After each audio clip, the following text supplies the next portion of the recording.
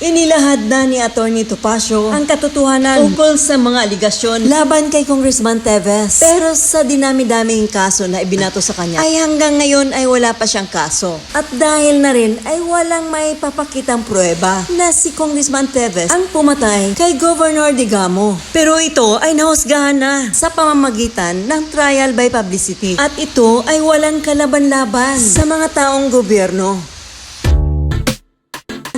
Narito ang kanyang abogado, si Attorney Ferdy Topacio. Magandang araw, Attorney Ferdy. Yes, magandang araw, Ma'am Malu. Mabuhay po kayo at lahat ng ugat sa inyong katawan. All right, lahat ng ugat, lahat ng cell. Attorney Topacio, Yes. 28 days since naganap yung insidente. Ano ang kaso na naisampa na? Ano ang status ng investigasyon laban kay Congressman Arnie? Kung strictly speaking po, wala pa pong kaso. Sapagkat ang kaisa-isa pong preliminary investigation na umaandar po ngayon at second day pa lamang tomorrow ay yung illegal possession of firearms and explosives. So hindi pa naman po yung considered na nasampa sapagkat nasa piskalya pa lang po, preliminary investigation. So kung ang tanong po ay ilang kaso o anong kaso, wala pa pong kaso. Okay, so sa ngayon, napakadami ng balita. Inaakusahan siya. Sabi ng DILG Secretary, alam ko kung sino ka, you're an evildoer. Ang sabi ng Justice Secretary, tila si Congressman Teves ang mastermind. Sa isang panig, parang trial by publicity. Sa kabilang panig, flight is evidence of guilt daw. Ano ho yung sitwasyon dito? Bakit nagtatago tila si Congressman Teves at bakit tila puro puna ng puna, kaso ng kaso, online o on camera ang mga taong gobyerno?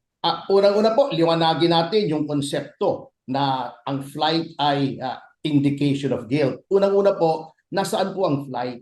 Pag sinabi yung flight, may nangyari, tinakbuhan ninyo.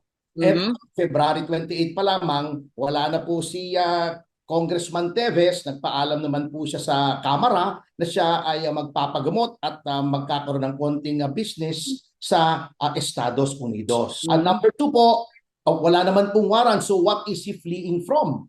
Wala po siya tinatago ang warrant, hindi siya nagtatago sa batas. Kung sinasabi nyo ay ang partisipasyon niya, he is participating in all the proceedings at through his lawyers sa pamamagitan po namin ng kanyang mga abogado. So hindi po pwedeng sabihin na flight is an indication of guilt. Pangatlo, may reason naman po kung bakit hindi siya po makabalik sa Pilipinas at yan nga po ay yung mga matitindi at mabibigat na banta sa kanyang buhay.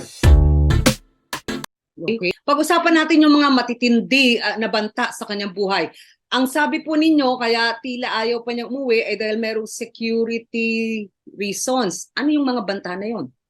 Alam niyo po, ito pong bantang ito ay siya ay papatayin po. Nino? Opo, ngayon po, baka nakakalimutan po ng iba, very recently, may Teves po na napatay sa Negros Oriental. Si Dr. Paul Teves, he was abducted and then nakita na lang na tortured at patay na. Alam po, yung pong nagbibigay sa amin ng impormasyon na may banta po sa kanyang buhay, those are the same people na nagbigay po ng babala sa amin noong Disyembre 2022 pa. Kaya nga po, kung titignan niyo po yung Facebook account ni Congressman Teves, may video po roon, dated December 28, 2022, kung saan inireklamo po niya, ipinagbibigay, alam po niya sa publiko na may banta na siya ay pasukin sa kanyang mga ari-arian at tamnan ng ebidensya. And then again, nung na-validate po namin itong impormasyon na to on January 11, 2023, nag-press conference po kami kung saan inulit niya po to sa harap ng ating mga mamamahayag. So, nangyari na po. Pinasok nga yung kanyang mga ari-arian at nilagyan po ng mga ebidensya at ang impormasyon namin, kung naabutan siya roon, ipapalabasin na lang na bumunos siya, lumaban siya at babarilin siya. Buti na lamang wala po siya roon. Ito Okay. po, same people na nagsasabing may banta po. Ngayon, since they were reliable and accurate in the past, wala pong dahilan na hindi po kami maniwala sa kanilang impormasyon. Okay. Attorney Ferdy, kung kayo ang papakinggan at kung ang papakinggan naman si Justice Secretary at si Local Government Secretary at ang pungbalo ni Governor Digamo, parang dalawang magkaibang storya ang maririnig mo. Pakipaliwanag na ho, bakit ho yung mga baril at mga amo na nahuli sa bahay at sa kumpanya ng mga Teves ay napakadami? Yun po, hindi namin alam. Alam niyo po, noon pong Enero, noong kinansela po ng PNP ang mga licenses to own and possess ng firearms ni Congressman Teves, isinuko na po namin lahat ng kanyang mga firearms. Ako po mismo personal, at dun sa bahay niya sa Quezon City. Ako ang pumunta sa presintong pinakamalapit according to the Implementing Rules and Regulations and Firearms Act. Nakipag-ugnayan ako doon sa hepe. Pinadala sa akin yung operations officer. Kinuha po yung mga armas doon sa tahanan ni Congressman Teves at dinala po sa presinto for safekeeping. And that, hindi pa naman po final yung cancellation. May apila pa kami sa Chief PNP. Ito nga po ang sinasabi ko, to cut a long story short. Kung ikaw ba naman, binigyan ka na ng impormasyon, nare-ready yung iyong bahay at paplantahan ng ebidensya, ikaw ba naman ito, wala pa pong kaso.